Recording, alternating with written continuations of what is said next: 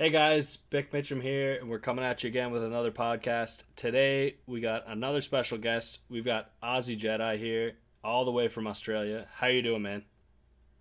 Doing good, man. How are you?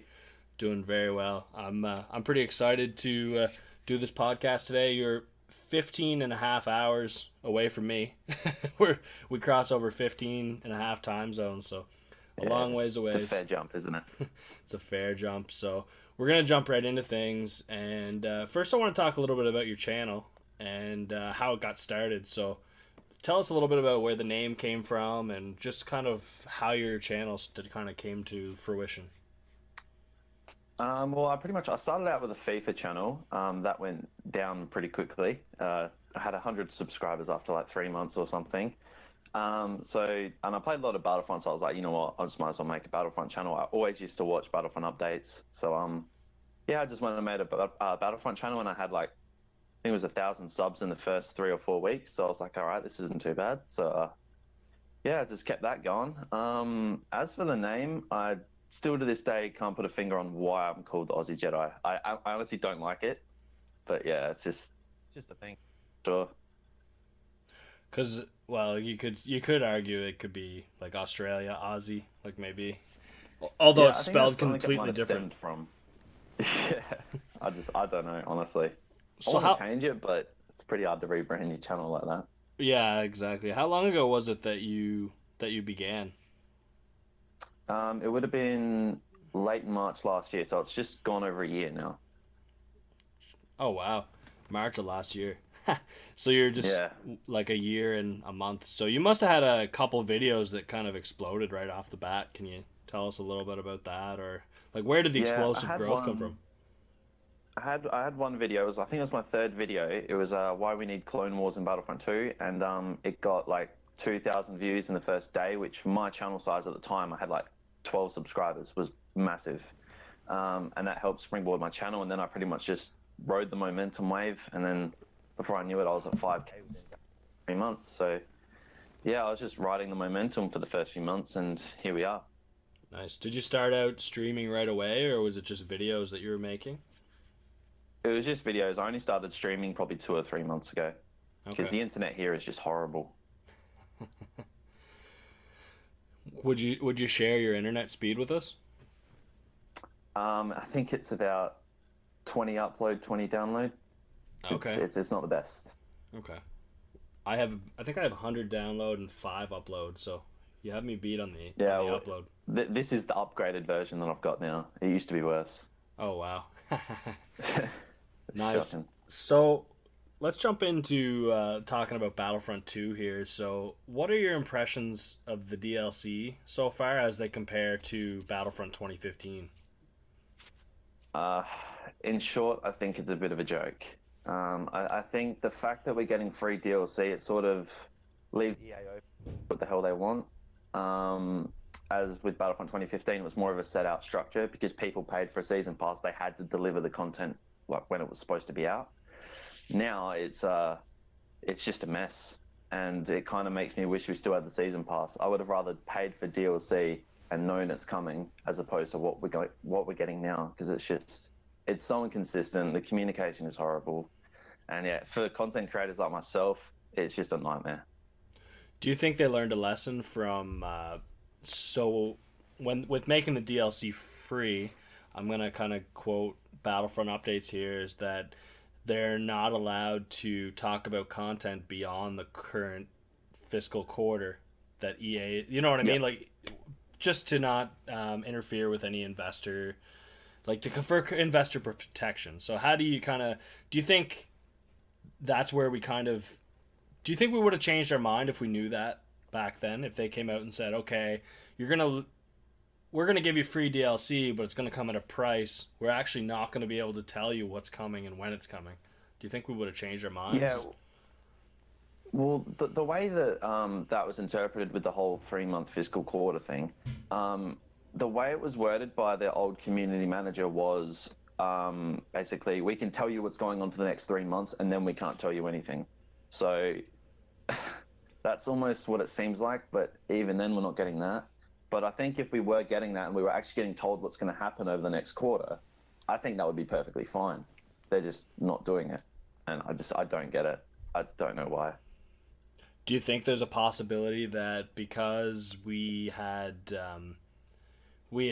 like the community, I guess when I'm saying we, the community spoke out and asked for Clone Wars DLC. Do you think maybe the communications kind of like maybe for now is kind of lacking because they don't want to say, oh, in 2 months we're going to get a game mode called Ewok Hunt, and that's not what you guys are asking for, but this is what you're going to get? Do you think that might be, moving forward, they might try to get towards Clone Wars, but now they're saying, okay, well, I'm not going to tell them Ewok Hunt's coming because that's going to get people off the game sooner, maybe?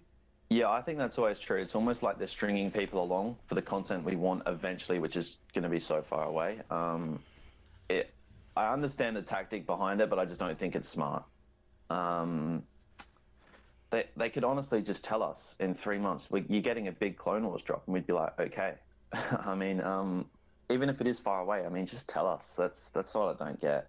But yeah, I don't think that stringing people along and basically hiding everything in secrecy, then just randomly dropping an Ewok Hunt game mode, I don't think that's the way to go. Because even my subscribers, so many of them have messaged me saying, I've left the game, but I still want to support you. And I'm talking in the hundreds over the past month, the game, just because of this sort of stuff. So they're losing players doing this. And if only they'd listened to what we actually said, and yeah, the game could be in a much different state. You mentioned earlier about rebranding your channel would be tough. Have you started to prepare for the potential that you may not be a Battlefront channel for too much longer, or is there a point where you'd say I'm going to give up on the game, or you're in it to the end kind of thing? It's still hard for me to really pinpoint what I want to do with this channel, because I mean, I love Battlefront, I love Star Wars. The only thing I could think of converting it to is a Star Wars channel, not gaming, because ever since Disney took over the Lucasfilm brand, the games have been terrible because they've been licensed to EA. But I've enjoyed them just because they're Star Wars. So I want to keep playing that. I want to keep making content for it. And yeah, but branding a channel, a lot of people tell me, just switch to Fortnite. It's like a lot of people don't understand how hard it is to switch a niche channel. It's really not easy to do. But I think the way it is right now, I think the only way Battlefront 2 can go is up. So I might as well just stay on for the long ride and keep playing the game that frustrates the hell out of me, but I like, because it is Star Wars at the end of the day. And the community I've built around this, Battlefront 2 community, I absolutely love it. I love the people in it, and I love the other creators. I really don't have any beef with any of them, maybe except one. But yeah, I like the community, so I guess I'm just going to stick through the pain, because yeah, it's all worth it at the end of the day. All right, so let's suppose you had a magic wand and you could save the game with one thing. What would that one thing be? A massive Clone Wars DLC now. And what kind of things would you include? This would have to go beyond just a map and a hero. What kind yeah, definitely. What kind of things? I think because it's been so long since we actually got anything Clone Wars, because we haven't really got anything Clone Wars since the game launched. I think we're talking the likes of 4 heroes, 4 or 5 maps, maybe a game mode, and a bunch of customization revolving the Clone Wars era. I think that'd be good enough. Because I actually looked back at the timeline for the DLC in Battlefront 1. So we got Jakku right at launch, pretty much like 2 weeks later, which was a free download, and it was, what was that? 1 game mode and a map, the Graveyard of Giants. Yeah. And then the next was March 23rd, which was the Outer Rim DLC, and that was 1 hero, 1 map. Or sorry, 2 heroes, and I think there was a couple maps and 1 game mode, maybe. And then the whole idea of a rotating kind of rotation. So to date, we only have, what do we have? We have the TLJ, and then we have the revolving game modes, I guess I'd call them, like Ewok Hunt and Jetpack Cargo, which I don't fully understand why we're not keeping these game modes. Someone said today Ewok Hunt was gone. I was at work all day, but did they remove it already? Yeah, it's just gone. no communication as to why it's gone, that it's gone. It's just people opened up the game and saw that it was gone, and yeah, you just got to accept that. It's not right. So, what are they going? What do you think they're going for here? Is it like a? Because sometimes games have limited time events, but Yeah. like, what is that? What this is? But like a week, like that wasn't even a week. Yeah, I think they're trying to do something like what Fortnite's doing with like their 50-50 game modes that are in there for like a week. But the thing is, when one of them drops out, normally another one comes straight in. So you sort of understand the transition. But with Battlefront, you lose the temporary game mode, you don't see it again, and it's a mystery. Right. So when I first kind of drew up this the outline for this podcast today, well, I'm going to still ask you, but I wanted to talk about Ewok Hunt and what they could do, but it's just gone already, which is Yeah, it's just bizarre. it's But what were your thoughts on Ewok Hunt, and what are like one or two things that could improve it?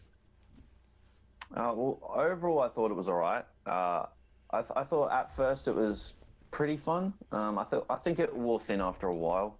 I just think it needs a little bit more depth in the game mode. It needs a bit more balancing, and I think when we say Ewok Hunt, I think we could transition that into like Wampa Hunt or Tusken Raider Hunt, or just make it interesting, change it up. Because I think if it just stays with Ewoks, I think that's not going to be the best way to go. But I do think that a hunt game mode has a big future in Battlefront 2 for sure. I think it wouldn't be bad to have like you said, a hunt mode that rotates maps and also rotates, like you said, and also to get it, you could even throw in hero hunt to kind of like Yeah, have the heroes involved as well, because that's reusing content, but also you like you said, a Wampa, Tusken Raider, Ewok. You got you have your variety, but my personal thoughts on Ewok Hunt were just that the game modes, it started really slowly with two Ewoks. yeah, and it did. and I thought, what, it blew me away at first. I was a stormtrooper. I really felt like I was there with the flashlight. I thought that was really cool, but the novelty of that wears off really quickly, like you said, and the replay value is just not there. So Yeah, I 100% agree. I think the immersion is really good at the start, but like I said, the replay, you play it for a few games and you're sick of it, and then maybe a day later you want to go play it again for maybe one or two games, and then you're sick of it again. And that's why I think the game's got potential. Like hunt mode has potential. They need to switch things up, make it like Wampas or something, and just rotate that through. how did you feel about the progression system? Is this good enough that we're gonna kind of carry on and not talk about progression anymore, or like Yep. did we wait long enough for the right reasons? Like, was this good enough and we're gonna move forward? I'm not going to lie. When the progression system came out, I was actually surprised the amount of detail and effort that went into it. I was really expecting a really like half-assed progression update. I'm not going to lie. But I do think the progression update we got was actually quite good. And I think it's something we're not going to be talking about for the rest of the game's lifespan, because I feel like they've got it right now. It's just the old progression system really screwed up probably the roadmap EA intended for this game. And it's hard for me to be sympathetic of that, because the reason that progression system failed is because they wanted more money. So yeah, my sympathy kind of goes out the window for them on that part. But Just us because as they players, wanted that kind of sucks. because they wanted the crates with the microtransactions. Is that what you're Yeah, saying? Just to exactly. clarify. Okay. Yeah, Well, I personally enjoy the progression system, but I found the problem with it is that now I'm starting 3/4 of the way progressed, and I don't have the total experience. So for players that have been playing since launch, it's not as exciting, if that makes sense. yeah. Touching on that, I think the biggest issue with the progression system is I have like all these crafting parts, all these skill points ready to go, and I can't use them because the heroes I've got, they're not leveled up to a certain XP level, so I can't actually craft the star cards for them. So you kind of have to play with those heroes and not upgrade them for a while to actually get anywhere. But I think that's more of an issue because it's a changed progression system halfway through a game. And but I mean, that's my only real gripe with the progression system. But yeah, I think I'll take that considering how much has changed.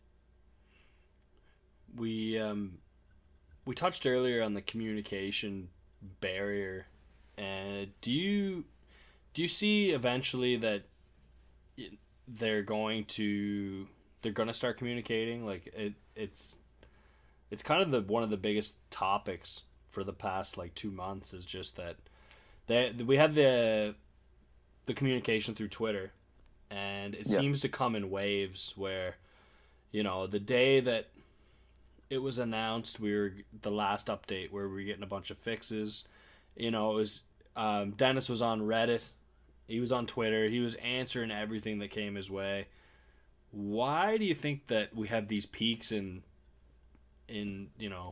Twitter discussion? You know what I mean? Like why isn't that as consistent?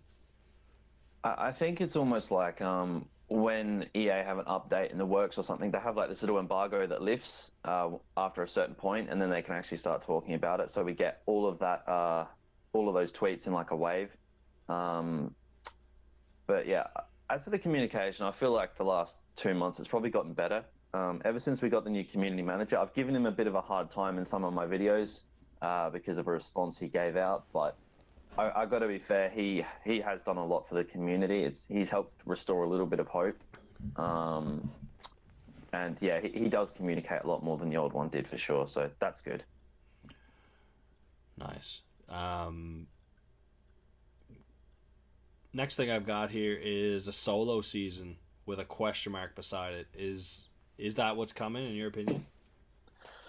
Yeah, I've pretty much been set on a solo season coming for season 2 for about 2 months now. I think it's I think it's going to happen. I mean, you can't really avoid it. Disney are obviously going to push to EA. Look, we want a solo season out for the launch of the movie.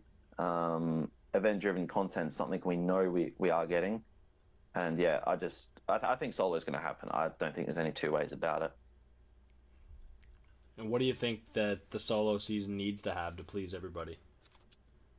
I think it'll.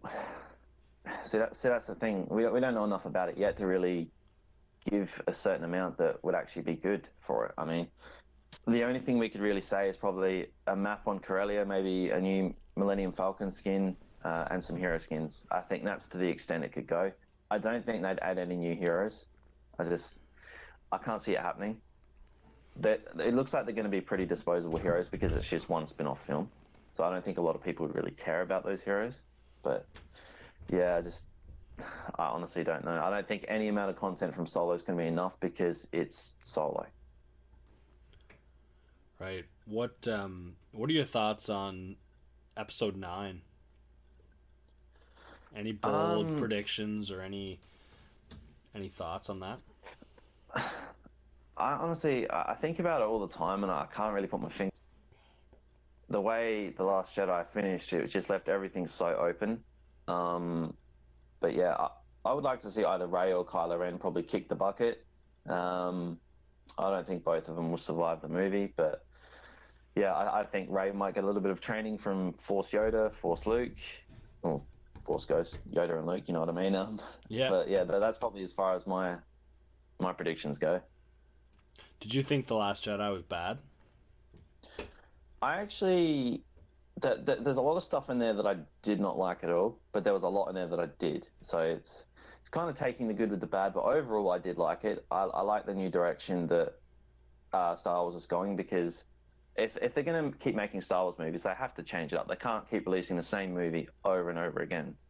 So I think the people that didn't like The Last Jedi, they probably have to accept the change, move on.